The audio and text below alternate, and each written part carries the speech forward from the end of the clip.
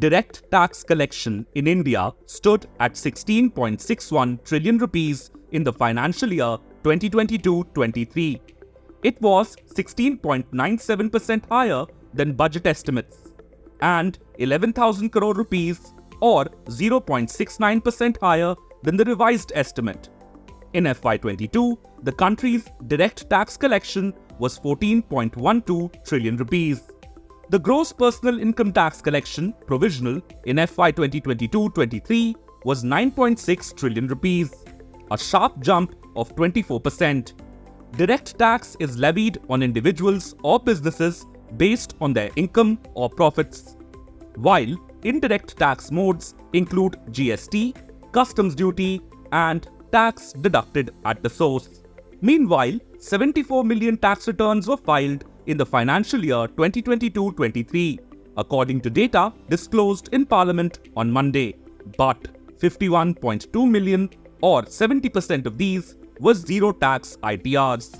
Even as the number of ITRs have increased 14% in 4 years through FY23, the number of zero tax ITR filers have increased by 77% during the period to 51.2 million.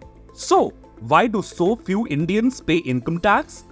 First of all, the structure of the Indian economy does not provide for a larger tax base under the current regulatory scenario. So today we have about 6.5 crore Indians who file tax returns, but effective taxpayers are only about 1.2% of the population. So which means that aren't the remaining 98.8% not paying?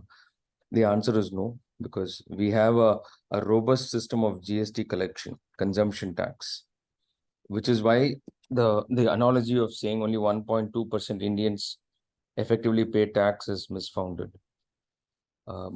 Yes, as far as direct taxes are concerned, the number of people who pay are low, primarily because our tax rates start only post 5 or 6 lakhs per annum, which more than 2/3 of Indian households are effectively outside. While as an economy we are growing, the fact still remains that a lot of wealth creation is in the hands of the rich, and the poor may not be growing at an equal pace as the rich may be growing. Therefore, for them to come to a level where they form a part of the tax base is going to be take some doing, and I think we are a few years away from that. And how can the government increase the tax base? I think we are on the right track by digitizing almost all the touch points, which would bring the informal sector under the ambit of income tax. Currently, our informal sector is anticipated to be more than 90% in India.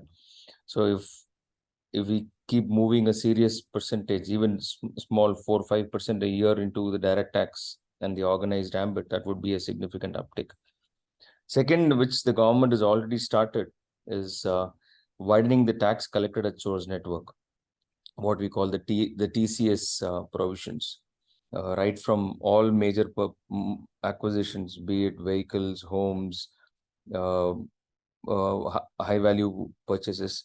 I think the government is bringing in an indirect form of income tax by making them compulsory. Recent scenario of LRS transactions coming under the ambit of TCS net.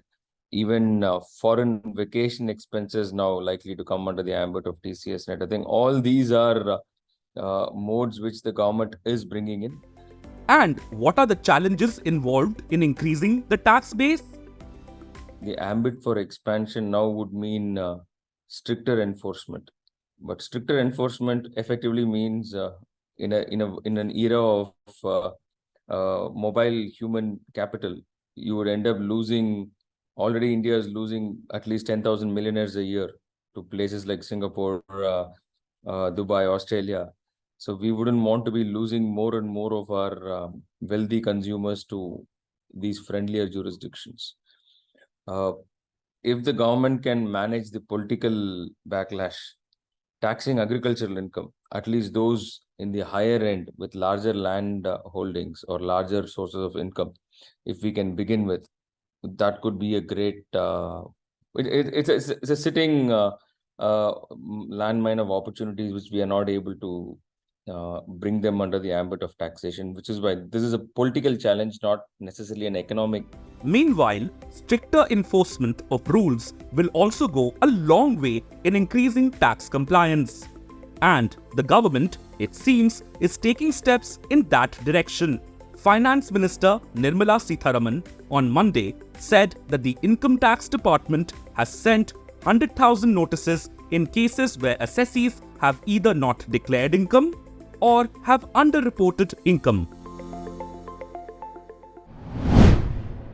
If you like this video, share it and subscribe to Business Standard.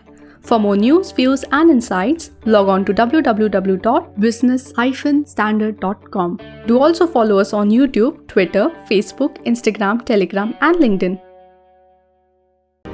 He's making plans for an early retirement. Business Standard.